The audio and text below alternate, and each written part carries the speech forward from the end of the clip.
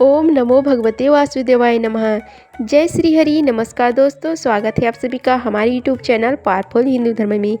आज हम आप सभी को अगस्त मास में श्रीमद् भगवद गीता में कथा अध्याय 18 का रसपान कराएंगे, जिसमें वर्णन है मोक्ष, संन्यास, योग तथा त्याग का विषय। आइए रसपान कीजिए कथा अध्याय 18 का। अर्जुन बोले, हे महाबाहो, हे अंतर्यामी, हे वासुदेव, मैं संन्यास और त्याग के तत्व को पृथक पृथक जानना चाहता हूँ।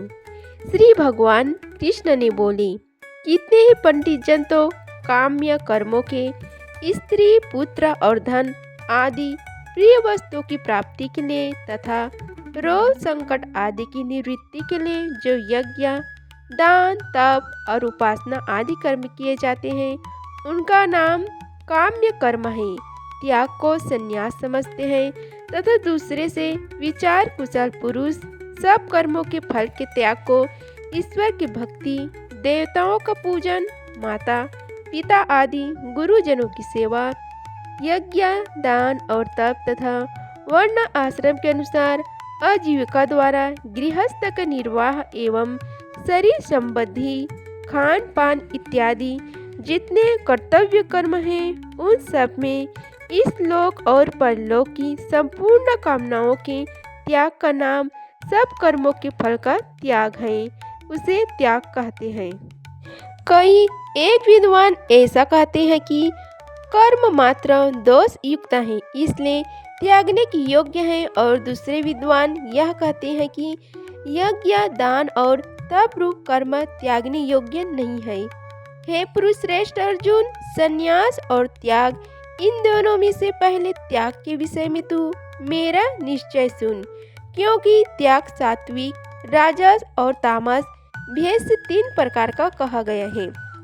यज्ञ, दान और तप रूप कर्म त्याग करने के योग्य नहीं है, बल्कि वह तो अवश्य कर्तव्य है, क्योंकि यज्ञ, दान और तप ये तीनों ही कर्म बुद्धिमान पुरुषों को, वह मनुष्य बुद्धिमान है जो फल और आसक्ति को त्याग कर केवल भागवतार्थ कर्म करता है, पवित्र करने वाले यह कर्म है। इसलिए हे पार्थ, इन यज्ञ, दान और तप रूप कर्मों को तथा और भी संपूर्ण कर्तव्य कर्मों को आसक्ति और फलों को त्याग करके अवश्य करना चाहिए। यह मेरा निश्चय किया हुआ उत्तम मत है। निषिद्ध और काम्य कर्मों को तो स्वरूप से त्याग करना उचित ही है, परंतु नियत कर्म का स्वरूप से त्याग करना उचित नहीं है, इसलिए मोह के कारण उसका त्याग कर देना तामस त्याग कहा गया है।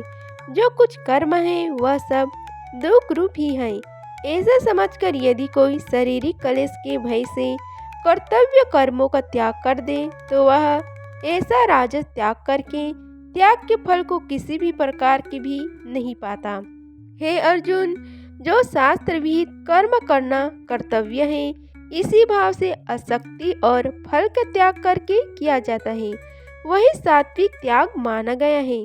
जो मनुष्य अकुशल कर्म से तो द्वेष नहीं करता और कुशल कर्म में आसक्त नहीं होता, वह शुद्ध सत्व गुण से युक्त पुरुष, संयम रहित, बुद्धिमान और सच्ची त्यागी है, क्योंकि शरीरधारी किसी भी मनुष्य द्वारा संपूर्णता से सब कर्मों का त्याग किया जाना शक्य नहीं है। इसलिए जो कर्म फल त्यागी है वही त्यागी है, यह कहा जाता है।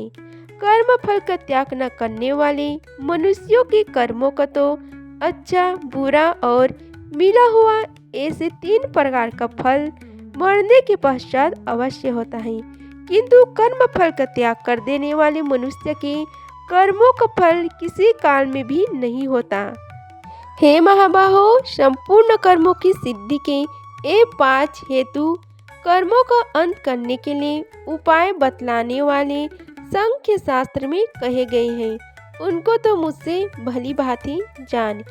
इस विषय में अर्थात कर्मों की सिद्धि में अधिष्ठान, जिसके आश्रय कर्म किए जाए उसका नाम अधिष्ठान है, और कर्ता तथा भिन्न भिन्न प्रकार के कारण जिन जिन इंद्रियों को और साधनों द्वारा कर्म किया जाता है उनका नाम करण है। एवं नाना प्रकार की अलग अलग चेष्टाएं और वैसे ही पांचवा हेतु दैव पूर्वकृत शुभ शुभ कर्मों के संस्कारों का नाम दैव है।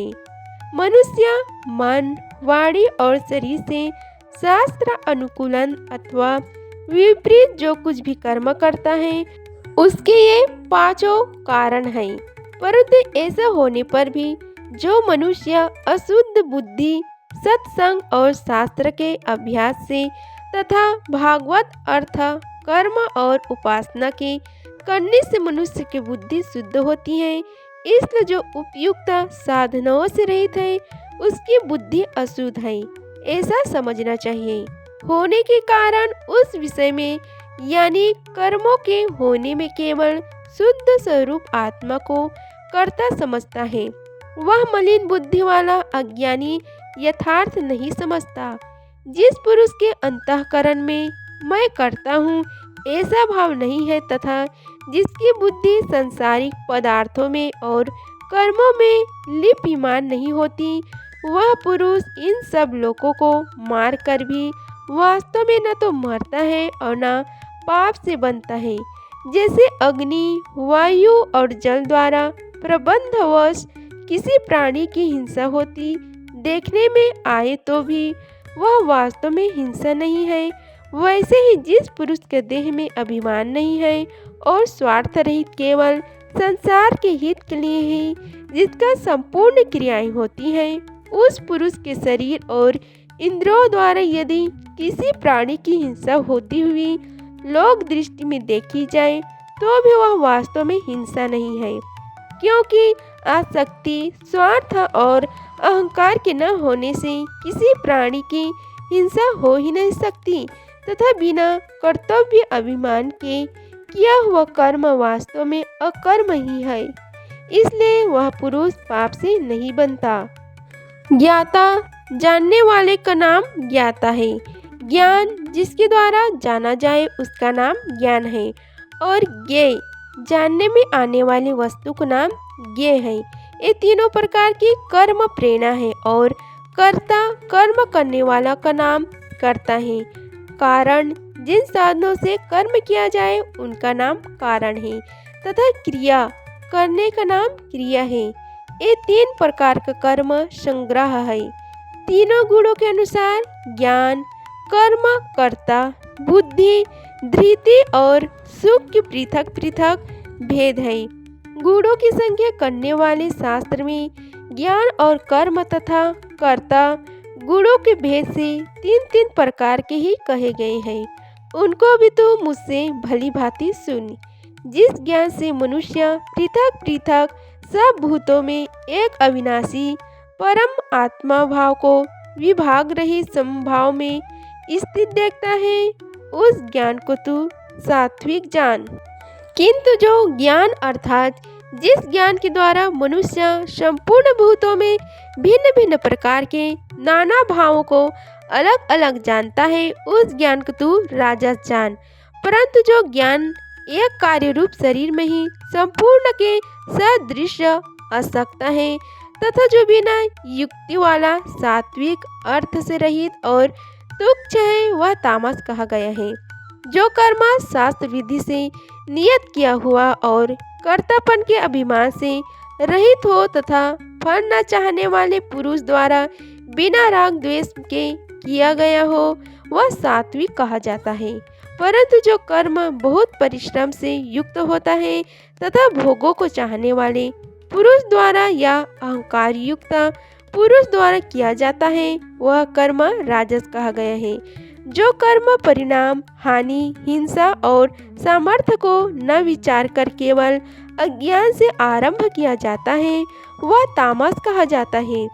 जो कर्ता संग रहित अहंकार के वचन न बोलने वाला धैर्य और उत्साह से युक्त तथा कार्य की सिद्धि होने और न होने में हर्ष शोक आदि विकारों से रहित होता है, वह सात्विक कहा जाता है।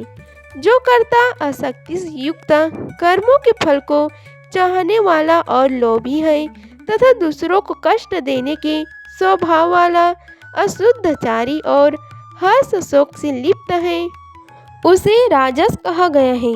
जो कर्ता अयुक्त, शिक्षा से रहित, घमंडी, धूर्त और दूसरों की जीविका का नाश करने वाला तथा शोक करने वाला, आलसी और दीर्घसूत्री उसको कहा जाता है। जो कि थोड़े काल में होने लायक साधारण कार्य को भी फिर कर लेंगे, ऐसे आशय से बहुत काल तक नहीं पूरा करता, वह तामस कहा जाता है। हे धनंजय, अब तू बुद्धि का और धृति का भी गुणों के अनुसार 3 प्रकार का भेद मेरे द्वारा संपूर्णता से विभाग पूर्वक कहे जाने वाला सुन। हे पार्थ, जो बुद्धि प्रवृत्ति मार्ग गृहस्थ में रहते हुए फल और आसक्ति को त्याग कर भागवत दर्पण बुद्धि से केवल लोक शिक्षा के लिए राजा जनक की भांति बरतने के नाम प्रवृत्ति मार्ग है, और निवृत्ति मार्ग को देह अभिमान को त्याग कर केवल सच्चिदानंद घन परमात्मा में एक ही भाव स्थित हुए श्री सुखदेव जी और सनक आदि की भांति संसार से उपराम होकर विचरने का नाम निवृत्ति मार्ग है। कर्तव्य और अकर्तव्य को, भय और अभय को तथा बंधन और मोक्ष को यथार्थ जानती है, वह बुद्धि सात्विक ही है। हे पार्थ, मनुष्य जिस बुद्धि के द्वारा धर्म और अधर्म को तथा कर्तव्य और अकर्तव्य को भी यथार्थ नहीं जानता, वह बुद्धि राजसी है। हे अर्जुन, जो तमोगुण से घिरी हुई बुद्धि अधर्म को भी यह धर्म है ऐसा मान लेता है तथा इसी प्रकार अन्य संपूर्ण पदार्थों को भी विपरीत मान लेता है, वह बुद्धि तामसी है। हे पार्थ, जिस अव्यभिचारिणी धारण शक्ति भागवत विषय के सिवाय अन्य संसारिक विषयों को धारण करना ही व्यभिचारी दोष है, उस दोष से जो रहित है वह व्यभिचारिणी धारणा है। मनुष्य ध्यान योग के द्वारा मन, प्राण और इंद्रियों की क्रियाओं, मन, प्राण और इंद्रियों को भागवत प्राप्ति के लिए भजन, ध्यान और निष्काम कर्मों में लगाने को धारण करता है, वह धृति सात्विक ही है। परंतु हे पृथपुत्र अर्जुन, फल की इच्छा वाला मनुष्य जिस धारण शक्ति के द्वारा अत्यंत आसक्ति से धर्म, अर्थ और कर्मों को धारण करता है, वह धारणा शक्ति राजसी है। हे पार्थ, दुष्ट बुद्धि वाला मनुष्य जिस धारण शक्ति के द्वारा निद्रा, भय, चिंता और दुख को तथा उन्मत्तता को भी नहीं छोड़ता, अर्थात धारण किए रहता है, वह धारणा शक्ति तामसी है। हे भारत श्रेष्ठा, अब 3 प्रकार के सुख को भी तू मुझसे सुन। जिस सुख में साधक मनुष्य भजन, ध्यान और सेवा आदि के अभ्यास से रमण करता है और जिससे दुखों के अंत को प्राप्त हो जाता है, जो ऐसा सुख है वह आरंभ काल में यद्यपि विष के तुल्य प्रतीत, जैसे खेल में आसक्ति वाले बालक को विद्या का अभ्यास मूढ़ता के कारण प्रथम विष के तुल्य भासता है, वैसे ही विषयों में आसक्ति वाले पुरुष को भागवत भजन, ध्यान, सेवा आदि साधनों का अभ्यास मर्म न जानने के कारण प्रथम विष के तुल्य प्रतीत होता है, परंतु परिणाम में अमृत के तुल्य है। इसलिए वह परमात्मा विषयक बुद्धि के प्रसाद से उत्पन्न होने वाला सुख सात्विक कहा गया है। जो सुख विषय और इंद्रियों के संयोग से होता है, वह पहले भोग काल में अमृत के तुल्य प्रतीत होने पर भी परिणाम के विषय के तुल्य बल, वीर्य, बुद्धि, धन, उत्साह और परलोक का नाश होने से विषय और इंद्रियों के संयोग से होने वाले सुख को परिणाम में विष के तुल्य कहा गया है, इसलिए वह सुख राजस कहा गया है। जो सुख भोग काल में तथा परिणाम में भी आत्मा को मोहित करने वाला है, वह निद्रा, आलस्य और प्रमाद से उत्पन्न सुख तामस कहा गया है। पृथ्वी में या आकाश में अथवा देवताओं में तथा इनके सिवा और कहीं भी ऐसा कोई भी सत्व नहीं है जो प्रकृति से उत्पन्न इन तीनों गुणों से रहित हो। हे परंतप ब्राह्मण, क्षत्रिय और वैश्यों के तथा शूद्रों के कर्म स्वभाव से उत्पन्न गुणों द्वारा विभक्त किया गया है। अंतःकरण का निग्रह करना, इंद्रियों का दमन करना, धर्म पालन के लिए कष्ट सहना, बाहर तथा भीतर से शुद्ध रहना, दूसरों के अपराधों को क्षमा करना, मन, इंद्रिया और शरीर को सरल रखना, वेद, शास्त्र, ईश्वर और परलोक आदि में श्रद्धा रखना, वेद शास्त्रों का अध्ययन अध्यापन करना और परमात्मा के तत्व का अनुभव करना, ये सब के सब ही ब्राह्मण के स्वाभाविक कर्म हैं। शूरवीरता, तेज, धैर्य, चतुरता और युद्ध में न भागना, दान देना और संभाविक भाव, ये सब के सब ही क्षत्रिय के स्वाभाविक कर्म हैं। खेती, गोपालन और क्रय विक्रय रूप सत्य व्यवहार, वस्तुओं के खरीदने और बेचने में तौल, नाप और गिनती आदि से कम देना अथवा अधिक लेना एवं वस्तु को बदलकर या एक वस्तु में दूसरी या खराब वस्तु मिलाकर दे देना अथवा अच्छी लेना तथा नाफा, अडाद और दलाली ठहराकर उससे अधिक दाम लेना या कम देना तथा झूठ, कपट, चोरी और जबरदस्ती से अथवा अन्य किसी प्रकार से दूसरों के हक को ग्रहण कर लेना इत्यादि दोषों से रहित जो सत्यता पूर्वक पवित्र वस्तुओं का व्यापार है, उसका नाम सत्य व्यवहार है। ये वैश्य के स्वाभाविक कर्म है तथा सब वर्णों की सेवा करना शूद्र का भी स्वाभाविक कर्म है। अपने अपने स्वाभाविक कर्मों में तत्परता से लगा हुआ मनुष्य भागवत प्राप्ति रूप परम सिद्ध को प्राप्त हो जाता है। अपने स्वाभाविक कर्म में लगा हुआ मनुष्य जिस प्रकार से कर्म करके परम सिद्ध को प्राप्त होता है, उस विधि को तुम मुझसे सुन। जिस परमेश्वर से संपूर्ण प्राणियों की उत्पत्ति हुई है और जिससे यह समस्त जगत व्याप्त है, जैसे बर्फ जल से व्याप्त है, वैसे ही संपूर्ण संसार सच्चिदानंद घन परमात्मा से व्याप्त है। उस परमेश्वर की अपने स्वाभाविक कर्मों द्वारा पूजा करके, जैसे पतिव्रता स्त्री पति को सर्वस्व समझकर पति का चिंतन करती हुई पति के आज्ञा अनुसार पति के लिए ही मन, वाणी, शरीर से कर्म करती है, वैसे ही परमेश्वर को ही सर्वस्व समझकर परमेश्वर का चिंतन करते हुए परमेश्वर की आज्ञा के अनुसार मन, वाणी और शरीर से परमेश्वर के लिए ही स्वाभाविक कर्तव्य कर्म का आचरण करना, कर्म द्वारा परमेश्वर को पूजना, मनुष्य परम सिद्धि को प्राप्त हो जाता है। अच्छी प्रकार का आचरण किए हुए दूसरों के धर्म से गुण रहित भी अपना धर्म श्रेष्ठ है, क्योंकि स्वभाव से नियत किए हुए सर्वधर्म रूप कर्म को करता हुआ मनुष्य पाप को नहीं प्राप्त होता।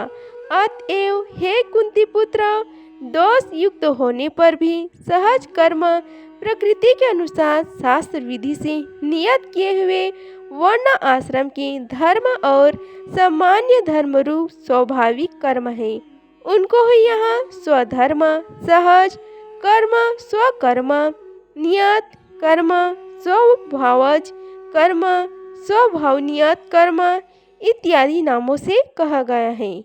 इन कर्मों को नहीं त्यागना चाहिए, क्योंकि धुएं से अग्नि के भांति सभी कर्म किसी न किसी दोष से युक्त हैं। सर्वत्र आसक्ति रहित, बुद्धि वाला, स्पर्श रहित और जीते हुए अंतःकरण वाला पुरुष सांख्य योग के द्वारा उस परम नैष्कर्म्य सिद्धि को प्राप्त होता है, जो कि ज्ञान योग की परम निष्ठा है। उस नैष्कर्म्य सिद्धि को जिस प्रकार से प्राप्त होकर मनुष्य ब्रह्म को प्राप्त होता है, उस प्रकार को ही हे कुंती पुत्र, तो संक्षेप में ही मुझसे समझ।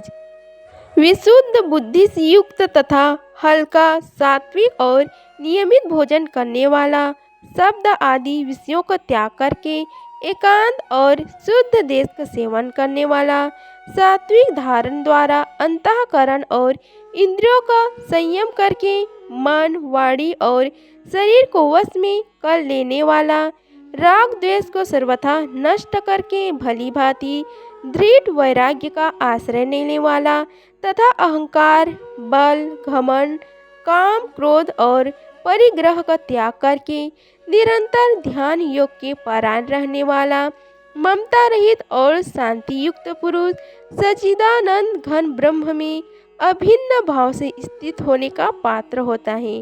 फिर वह सच्चिदानंद घन ब्रह्म में एक ही भाव से स्थित प्रसन्न मानने वाला योगी न तो किसी के लिए शोक करता है और न ही किसी की आकांक्षा ही करता है।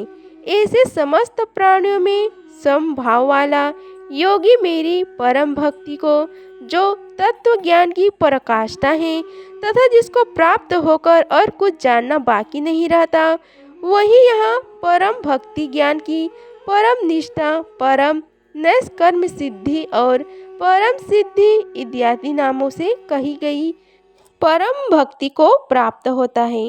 उस परम भक्ति के द्वारा वह मुझ परमात्मा को मैं जो हूँ और जितना हूँ ठीक वैसा का वैसा तत्व से जान लेता है तथा उस भक्ति से मुझको तत्व से जानकर तत्काल ही मुझ में प्रविष्ट हो जाता है। अब हम आप सभी को भक्ति सहित कर्म योग के विषय का वर्णन करके सुनाते हैं। मेरे पारायण हुआ कर्म योगी तो संपूर्ण कर्मों को सदा करता हुआ ही मेरी कृपा से सनातन अविनाशी परम पद को प्राप्त हो जाता है। सब कर्मों को मन से मुझ में अर्पण करके तथा समबुद्धि रूप योग का अवलंबन करके मेरे पारायण और निरंतर मुझ में ही चित्त वाला हो। उपयुक्त प्रकार से मुझ में चित्त वाला होकर तू मेरी कृपा से समस्त संकटों को अनायास ही पार कर जाएगा। और यदि अहंकार के कारण मेरे वचनों को न सुनेगा तो नष्ट हो जाएगा, अर्थात परमार्थ से भ्रष्ट हो जाएगा। जो तू अहंकार का आश्रय लेकर यह मान रहा है कि मैं युद्ध नहीं करूँगा, तो तेरा यह निश्चय मिथ्या है, क्योंकि तेरा स्वभाव तुझे जबरदस्ती युद्ध में लगा देगा। हे कुंती पुत्रा, जिस कर्म को तू मोह के कारण करना नहीं चाहता, उसको भी अपने पूर्वकृत स्वाभाविक कर्म से बांधा हुआ परवश होकर करेगा। हे अर्जुन, शरीर रूप यंत्र में अरूढ़ हुए संपूर्ण प्राणियों को अंतर्यामी परमेश्वर अपनी माया से उनके कर्मों के अनुसार भ्रमण करता हुआ सब प्राणियों के हृदय में स्थित है।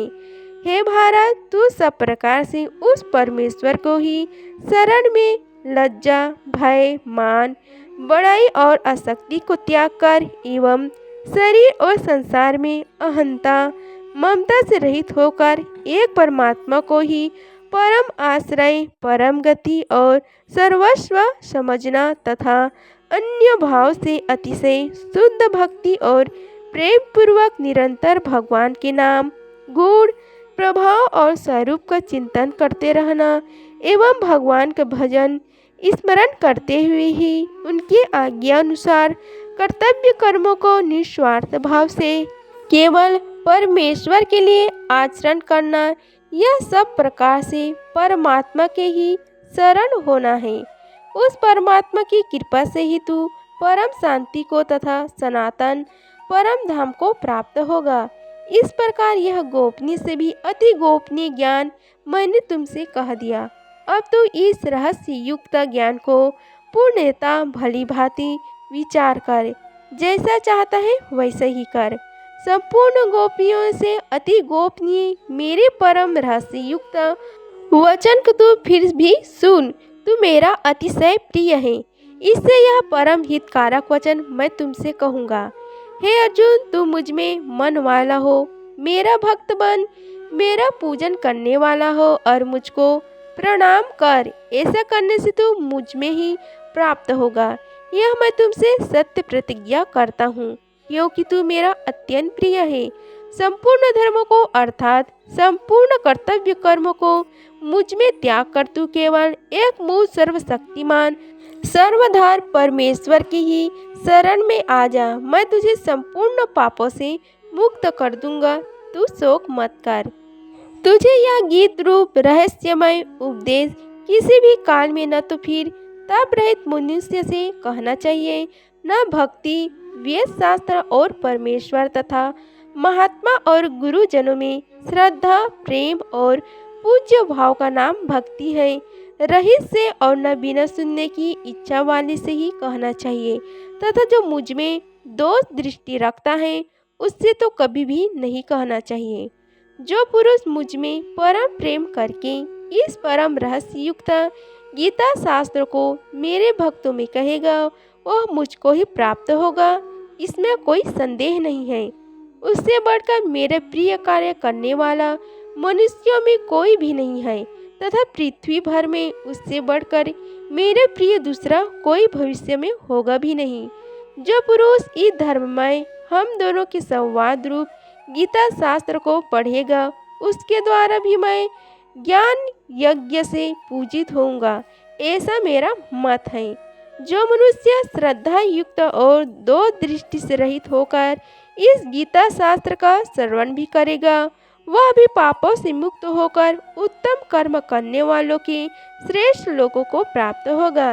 हे पार्थ, क्या इस गीता शास्त्र को तूने एकाग्र चित्त से श्रवण किया है? और हे धनंजय, क्या तेरा अज्ञान जनित मोह नष्ट हो गया है? अर्जुन बोले, हे अच्युतम, आपकी कृपा से मेरा मोह नष्ट हो गया है और मैंने स्मृति प्राप्त कर ली है। अब मैं संशय रहित होकर स्थिर हूँ, अतः आपकी आज्ञा का पालन करूँगा। संजय बोले, इस प्रकार मैंने श्री वासुदेव के और महात्मा अर्जुन के इस अद्भुत रहस्य युक्त रोमांचकारक संवाद को सुना। श्री व्यास जी की कृपा से दिव्य दृष्टि पाकर मैंने इस परम गोपनीय योग को अर्जुन के प्रति कहते हुए स्वयं योगेश्वर भगवान श्री कृष्ण से प्रत्यक्ष सुना। हे राजन, भगवान श्री कृष्ण और अर्जुन के इस रहस्य युक्त कल्याणकारक और अद्भुत संवाद को पुनः पुनः स्मरण करके मैं बार बार हर्षित हो रहा हूँ। हे राजन, श्री हरि जिसका स्मरण करने से पापों का नाश हो जाता है, उसका नाम हरि है। उस अत्यंत विलक्षण रूप को भी पुनः पुनः स्मरण करके मेरे चित्त में महान आश्चर्य होता है और मैं बार बार हर्षित हो रहा हूँ। हे राजन, जहाँ योगेश्वर भगवान श्री कृष्ण है और जहाँ गांडीवधारी अर्जुन है, वहीं पर श्री विजय विभूति और अचल नीति है, ऐसा मेरा मत है। इस प्रकार श्रीमद् भगवद गीता में ब्रह्म विद्या योग शास्त्र श्री कृष्ण अर्जुन संवाद में मोक्ष संन्यास योग में नाम का 18वां अध्याय संपूर्ण हुआ। हरिओम तत्सत। आइए अब हम आप सभी को श्रीमद् भगवद गीता के 18वें अध्याय की महत्व के बारे में बताते हैं। श्री पार्वती जी ने कहा, हे भगवान, आपने 17वें अध्याय का महात्म्य बतलाया है, अब 18वें अध्याय के महात्म्य का वर्णन कीजिए। श्री महादेव जी ने कहा, हे गिरिनंदिनी, चिन्मय आनंद की धारा में बहने वाले 18वें अध्याय के पावन महात्म्य को जब वेद से भी उत्तम है, श्रवण करो। वह संपूर्ण शास्त्रों का सर्वस्व, कानों में पड़ा हुआ रसायन के समान तथा संसार के यातना जाल को छिन्न भिन्न करने वाला है। सिद्ध पुरुषों के लिए यह परम रहस्य की वस्तु है। इसमें अविद्या का नाश करने की पूर्णता क्षमता है। यह भगवान कृष्ण की चेतना तथा सर्वश्रेष्ठ परम पद है। इतने ही नहीं, यह विवेकमयी लता का मूल, काम, क्रोध और मद को नष्ट करने वाला, इंद्र आदि देवताओं की चित्त का विश्राम मंदिर तथा सनक सनंदन आदि महायोगियों का मनोरंजन करने वाला, इसके पाठ मात्र से यमदूतों की गर्जना बंद हो जाती है। हे पार्वती, इससे बढ़कर कोई ऐसा रहस्यमय उपदेश नहीं है जो संतप्त मानवों के त्रिविध तप को हरने वाला और बड़े बड़े पातकों को नाश करने वाला हो। 18वें अध्याय का लोक उत्तर महात्मा है। इसके संबंध में जो पवित्र उपख्यान है, उसे भक्ति पूर्वक सुनो। उसके श्रवण मात्र से जीव समस्त पापों से मुक्त हो जाता है। मेरुगिरी की शिखर अमरावती नाम वाली एक रमणीय पुरी है। उसे पूर्व काल में विश्वकर्मा ने बनाया था। उस पुरी में देवताओं द्वारा सेवित इंद्र सची के साथ निवास करते थे। एक दिन वे सुखपूर्वक बैठे हुए थे। इतने में ही उन्होंने देखा कि भगवान विष्णु के दूतों से सेवित एक अन्य पुरुष वहां आ रहा है। इंद्र उस नवागत पुरुष के तेज से तिरस्कृत होकर तुरंत ही अपने मणिमय सिंहासन से मंडप में गिर पड़े। तब इंद्र के सेवकों ने देवलोक के साम्राज्य का मुकुट इस नूतन इंद्र के मस्तक पर रख दिया। फिर तो दिव्य गीत गाती हुई देवांगनाओं के साथ सब देवता उनकी आरती उतारने लगे। ऋषियों ने वेद मंत्रों का उच्चारण करके उन्हें अनेक आशीर्वाद दिए। गंधर्वों का ललित स्वर में मंगलमय गान होने लगा। इस प्रकार इस नवीन इंद्र का 100 यज्ञों का अनुष्ठान किए बिना ही नाना प्रकार के उत्सवों से सेवित देखकर पुराने इंद्र को बड़ा विस्मय हुआ। वे सोचने लगे, इसने तो मार्ग में न कभी फौसले प्याव बनवाए, न पोखरे खुदवाए हैं और न पत्तियों को विश्राम देने वाले बड़े बड़े वृक्ष ही लगवाए हैं। अकाल पड़ने पर अन्नदान के द्वारा इसने प्राणियों का सत्कार भी नहीं किया। इसके द्वारा तीर्थों में, सत्र और गांवों में यज्ञ का अनुष्ठान भी नहीं हुआ है। फिर इसने यहाँ भाग्य की दी हुई ये सारी वस्तुएं कैसे प्राप्त की है। इस चिंता से व्याकुल होकर इंद्र भगवान श्री हरि विष्णु से पूछने के लिए प्रेम पूर्वक क्षीर सागर के तट पर गए और वहां अकस्मात अपने साम्राज्य से भ्रष्ट होने का दुख निवेदन करते हुए बोले, हे लक्ष्मीकांत, मैंने पूर्व काल में आपकी प्रसन्नता के लिए 100 यज्ञों का अनुष्ठान किया था। उसी के पूर्ण से मुझे इंद्र पद की प्राप्ति हुई थी, किंतु इस समय स्वर्ग में कोई दूसरा ही इंद्र अधिकार जमाए बैठा है। उसने तो न कभी धर्म का अनुष्ठान किया है, न यज्ञों का। फिर उसने मेरे दिव्य सिंहासन पर कैसे अधिकार जमाया है। श्री भगवान बोले, हे इंद्र, वह गीता के 18वें अध्याय में से 5 श्लोकों का प्रतिदिन पाठ करता है। उसी के पुण्य से उसने तुम्हारे उत्तम साम्राज्य को प्राप्त कर लिया है। गीता के 18वें अध्याय का पाठ सब पुण्यों का शिरोमणि है।